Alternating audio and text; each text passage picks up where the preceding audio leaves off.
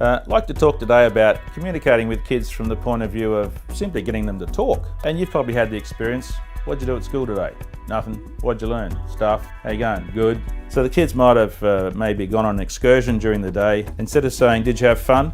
Yep. You say, hey, what's the best thing you learned today? Or what's the most enjoyable thing you did this afternoon on that excursion? That sort of thing.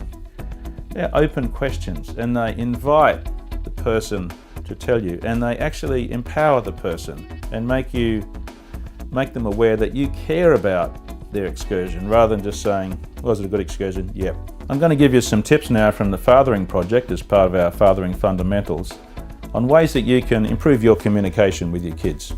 The first is to ask the right questions. Not just open-ended questions, but open-ended questions about what? Ask them about their friends and their music. Don't turn it into a cross-examination.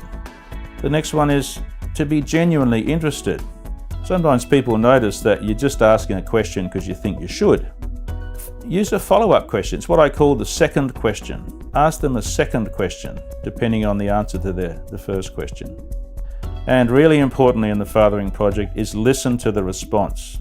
Some kids just think you're doing it because you should. But if you really listen and you don't interrupt, you don't preach, you don't judge, you empathize and listen and say, gee, that must have been hard, that is a powerful thing for kids. And finally, the best way to talk to kids is side by side, next to each other while you're washing up, next to each other in the car. It doesn't really work when you're face to face with them. They feel like it's an interrogation, side by side. Here's the point about good communication with kids. If you do it well, they will want to talk to you.